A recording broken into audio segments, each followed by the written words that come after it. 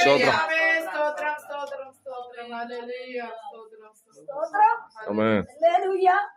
മകനെ ചിന്തിക്കേണ്ടതാണ്.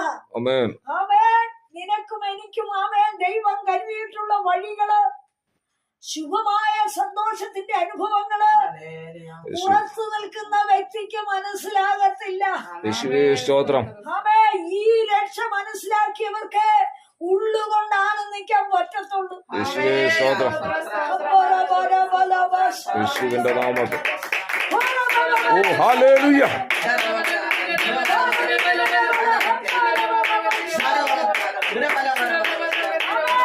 ആമേൻ. സമയത്തേക്ക് ദൈവം കണ്ണടയ്ക്കുമെന്ന് പറഞ്ഞിട്ടുണ്ട്. യേശുവേ സ്തോത്രം. വിഷയത്തിലൊന്ന് കണ്ണടച്ചു. ആമേൻ.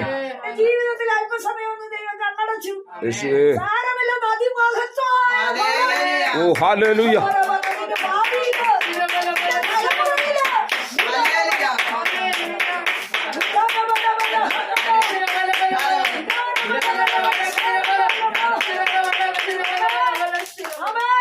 വെളിപ്പെടാനിരിക്കുന്നതേ ഉള്ളൂ.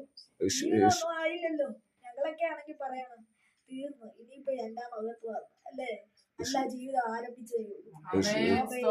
അപ്പൊ നിനക്ക് കിട്ടാത്ത മഹത്വവും നീ അനുഭവിക്കാത്ത സന്തോഷങ്ങളും പുകഴ്ചകളും, നീ അനുഭവിക്കാത്ത അഭിവൃദ്ധി നിന്റെ തലമുറ അനുഭവിക്കും.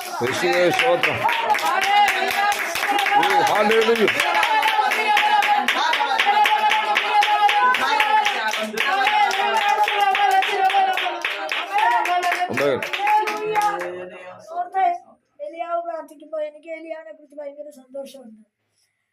നോക്കുമ്പോ 850 പേരാ രണ്ടു വശത്ത് നിൽക്കുന്നത് അല്ലേ. മാലിന്റെ 400 അല്ലേ അല്ലേ. ഞാൻ ഇവിടെ നടുവില് വെറും അശുവാ, ഇവിടെ കൊട്ടിപ്പാടിയിട്ട് കാര്യമില്ലെന്ന് ചിന്തിക്കണ്ടേ. എന്തിനാ ഞാൻ ഇവിടെ തീക്കട്ടയൊക്കെ ഉണ്ടാക്കുന്നത് അല്ലേ. ഞാനിവിടെ എന്തിനാ ഈ യാഗവിടമൊക്കെ തെളിക്കുന്നത്. അടുക്ക് കണക്കിന് വിറകും, അടുക്ക് കണക്കിന് കല്ലും, അടുക്ക് കണക്കിന് തോടും, ആമേൻ, ശരിയായിട്ടുള്ള അളവിലുള്ള വെള്ളവും, ആമേൻ, വെക്കേണ്ടതുപോലെ ഭോജനയാഗം ഒരുക്കുക ഇല്ലേ ഇല്ലേ. കണ്ട തന്റെ കുറവ് കൊണ്ട് തീയിറങ്ങാതിരിക്കണ്ട. അപ്പൊ ജീവിതത്തിൽ അതിനൊക്കെ ഒരു അർത്ഥമുണ്ട് കേട്ടോ. എലിയാവ് യാഗപീഠം ഒരുക്കി എന്ന് പറഞ്ഞാൽ 12 ഗോത്രസംഖ്യക്കൊത്തവണ്ണം 12 കല്ലെടുത്തെന്നൊക്കെ പറയുമ്പോ പിതാക്കന്മാര് തൊട്ട് ഇങ്ങോട്ട് ക്രമീകരണത്തിലേക്ക് വരുത്താനായിട്ട് നിൽക്കുന്ന തലമുറ വേണം ആ ക്രമീകരണം ഏറ്റെടുക്കാൻ.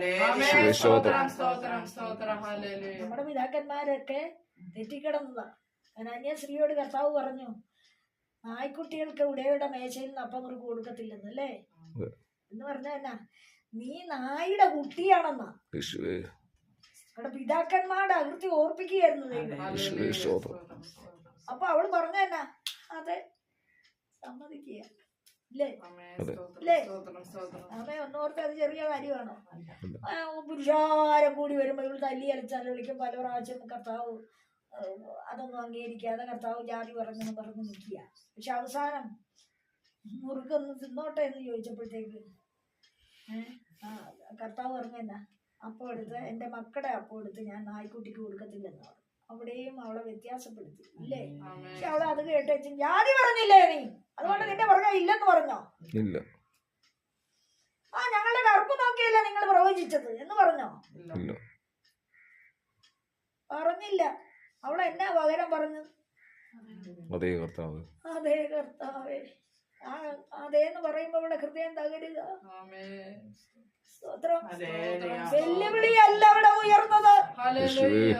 ഇന്ന് പകലിൽ നിന്റെ ഉള്ളിലെ തരത്തിലുള്ള വെല്ലുവിളി ഉണ്ടെങ്കിൽ താഴെ വയ്ക്കണം. നാം ആരെന്ന് നമ്മളെ തന്നെ ചിന്തിച്ച്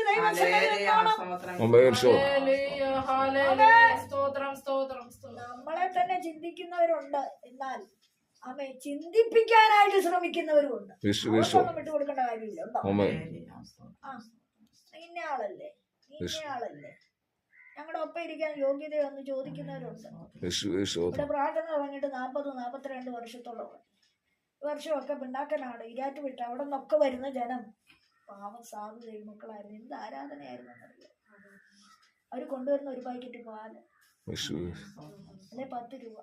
ആമേൻ 11 വരത്തുള്ളൂ. അന്ന് 2 മണിവരെ പ്രാർത്ഥന. ഞാൻ 1 കിലോ ഒരു കലം നിറച്ച് അരിയിട്ട് വേവിക്കും. ഒരു സാമ്പാറും വയ്ക്കും, ഒരു മീൻ കറിയും വെച്ച്, ഒരു അച്ചാറും, ഒരു തോരനും. എല്ലാവർക്കും ഓരോ പിടി പ്രാർത്ഥിച്ചു കൊടുക്കും. വയറ്റിൽ നിന്ന് ഇളകി വരുന്നവരും അത് കഴിക്കുമ്പോൾ സൗഖ്യമായി പോയിട്ട് സമർപ്പണത്തോടെ ചെയ്യുന്നതാണ്. അന്ന് അവരെല്ലാം അവരാരെന്ന് മനസ്സിലാക്കിയിരുന്നു. എന്നാൽ അവരുടെ കൂടെ ഇരുന്ന് ആരാധിക്കാൻ പറ്റിയേലെന്ന് പറഞ്ഞവർ ബന്ധിക്കപ്പെട്ടു പോയെന്നാണ്. മേൽക്കുട്ടിയുടെ അവിടെയാ ഇന്ന ജാതിയത് പോയി. അവര് ഈ വേദിയിലേ ഇല്ല. സ്തോത്രം. പകല് അതൊന്നും പറയാനല്ല ഞാൻ ആഗ്രഹിച്ചത്. ഞാൻ ഒരു കാര്യം പറയാനാ. ഏലിയാന്ന് പറയായിരുന്നു, എന്റെ കർത്താവേ നീ പറഞ്ഞെടുത്തൊക്കെ ഞാൻ പോയി മുടങ്ങി കുത്തിയിരുന്നതാ. വെള്ളം മുടങ്ങി, കാക്ക മുടങ്ങി, എന്നിട്ട് ഞാൻ അവിടെ കുത്തിയിരുന്നതാ നിന്റെ ഒരു വാക്ക് കേൾക്കാൻ. നീ എഴുന്നേറ്റും പറഞ്ഞു, നീ എഴുന്നേറ്റ് സാരാഭാത്തിലേക്ക്. അവിടെയും ശൂന്യത. ദൈവമക്കൾ ചെല്ലുന്നോടൊക്കെ ശൂന്യത. കൃപ പ്രാപിച്ചവൻ ചെല്ലുന്നിടത്ത് ശൂന്യതയുണ്ടോ? അവിടെ വിടുതല്ല ദൈവത്തെ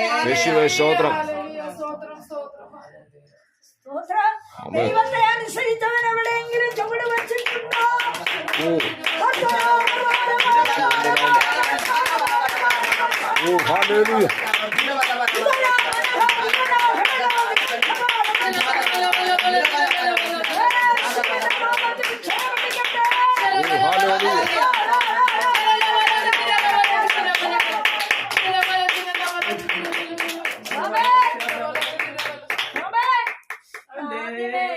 ബാധിക്കപ്പെട്ടവളായതുകൊണ്ട് അവള് പറഞ്ഞു, ഞാൻ മരിക്കാനിരിക്കുക, എനിക്ക് ഈ ലോകത്തിലെ ഒന്നും ഇതുവരെ കിട്ടിയിട്ടില്ല, അതുകൊണ്ട് ഒരു കൊച്ചുണ്ട്, അതിനെ കൊണ്ട് ഞാനും ചാകാനിരിക്കുക.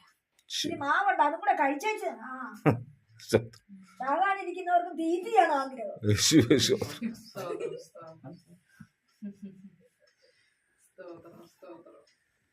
സ്തോത്രം, സ്തോത്രം.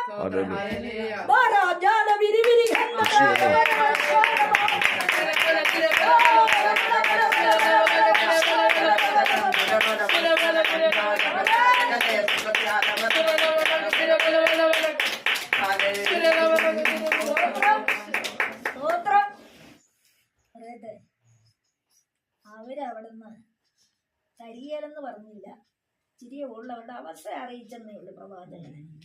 പ്രവാചകനാണെന്ന് ഓർത്തുമില്ല. സ്തോത്രം. അപ്പൊ ജ്ഞാനം വേണം പ്രവാചകനാണെന്ന് അറിയണമെങ്കിൽ, അല്ലേ? പുറത്തോട്ട് ഇറങ്ങി ഞാൻ അങ്ങോട്ട് നടന്നാൽ, അല്ലെങ്കിൽ ഒരു അറിയാത്തൊരു കവല, ഇപ്പൊ എല്ലാവരും അറിയും കേട്ടോ, ഈ ഫേസ്ബുക്കിൽ ഇത് വന്നത് കാരണം. കവലയിൽ ചെല്ലാൻ പാടില്ല, റോഡ് സൈഡിൽ നിൽക്കാൻ പാടില്ല, എവിടെ ചെന്നാലും ഒന്ന് നോക്കും. അവർ തന്നെ സ്തോത്രം. സ്വയം നമ്മൾ പരിചയപ്പെടുത്തുകയൊന്നും വേണ്ട. നോക്കും. ചിലർ വന്ന് ചോദിക്കുകയും ചെയ്യും, അമ്മാമേ പ്രസംഗിക്കുന്നു? അതെ. മാമ പ്രാർത്ഥിക്കുന്ന മാമയല്ലേ? അതെ. പ്രാർത്ഥിക്കുകയും ചെയ്യും, പ്രസംഗിക്കുകയും ചെയ്യും, അല്ലേ? പെണ്ണെ നീ പ്രസംഗിക്കണ്ട, നീ സ്ത്രീ. ചിലർ പറയുന്നത് കേൾക്കണം, ഈ കുഴിയിലോട്ട് കാല് നീട്ടിരിക്കുന്ന ഈ തള്ളക്ക് വേറെ ജോലി ഇതൊന്നും വിചാരിച്ചത്. അവൻ ഇളകുന്നതാ. അഭിഷേകമുള്ള ശബ്ദം കേൾക്കുമ്പോ അവൻ ഇളക്കാം. ശബ്ദം കേൾക്കണ്ട.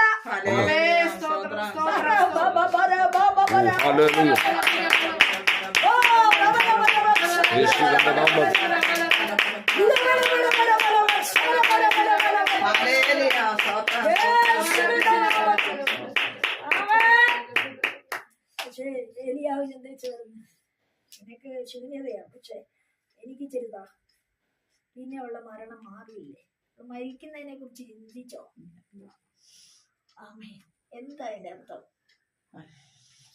കലത്തിലെ മാവും കരണിയിലെ എണ്ണ നിറഞ്ഞത് കൊണ്ട് മാത്രമാണോ? അല്ല, അവളെ ചിന്ത ദൈവം എടുത്തു കളഞ്ഞെന്നാണ്.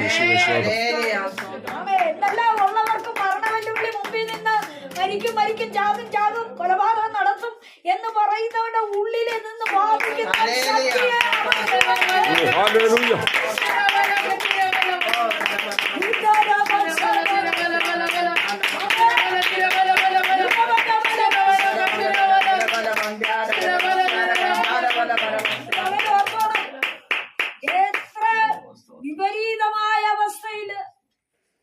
ശത്രുവിന്റെ ഭയത്തില്, ദുരിത ദുഃഖാദികളില്, രോഗത്തിന്റെ അതികഠിനമായ വ്യഥയില് മുങ്ങിക്കിടക്കുമ്പോഴും ദൈവശക്തിയുടെ കണി ഓ ഹല്ലേലൂയ.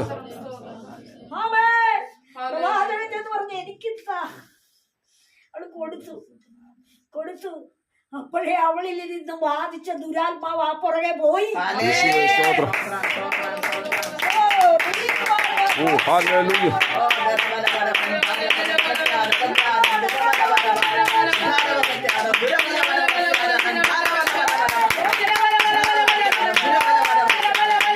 ഹല്ലേലൂയ.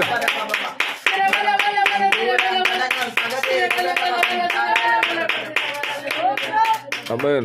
പ്രവാചകൻ എന്തെങ്കിലും കൊടുത്താൽ മറുപടി ഉണ്ടോ? ഓ സ്തോത്രം. ഉണ്ടോ? ഓ ഉണ്ടോ പിള്ളേരെ? ഉണ്ട്. ആമേൻ സ്തോത്രം. അല്പം അടയാണ് അവള് കൊടുത്തത് അല്ലേ? സ്തോത്രം. അത് ഇല്ല, കലത്തിൽ അത് മുഴുവൻ എടുത്ത് അവൾ ഉണ്ടാക്കി കൊടുത്തു. സ്തോത്രം.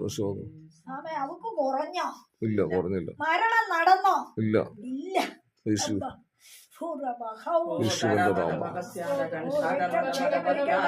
ആമേൻ.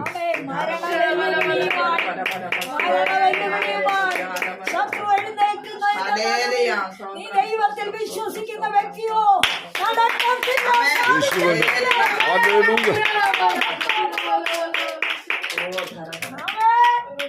പ്രവാചകം പറയുക, പുകയുന്ന 2 മുറിക്കൊള്ളി ഉണ്ടെന്ന് നിന്റെ മുമ്പിൽ. പുകയ്ക്കുക, വിഷയങ്ങൾ കൊണ്ടുവന്നിട്ട് പുകയ്ക്കുക, വേദനിപ്പിക്കുക.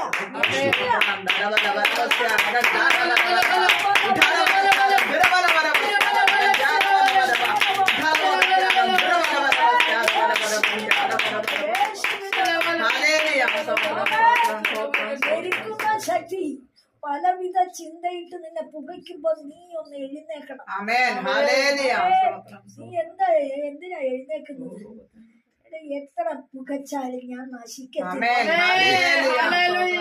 അപ്പുറം ഒരു മഹത്വം എനിക്ക്.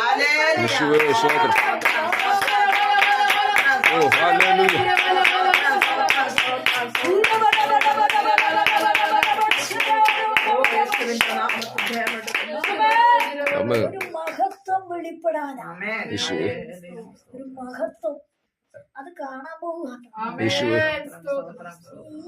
ഈ വർഷം ഈ സമയത്ത് നിലവിളിക്കുന്നവരെ അടുത്ത വർഷം ഈ സമയത്ത് നിലവിളിക്കാൻ സമ്മതിക്കുകയില്ല.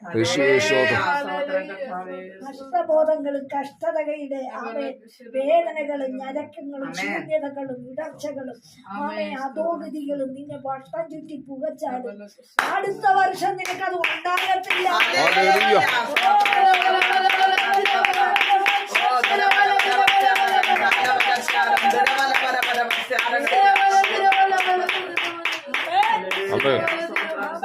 ആമേൻ.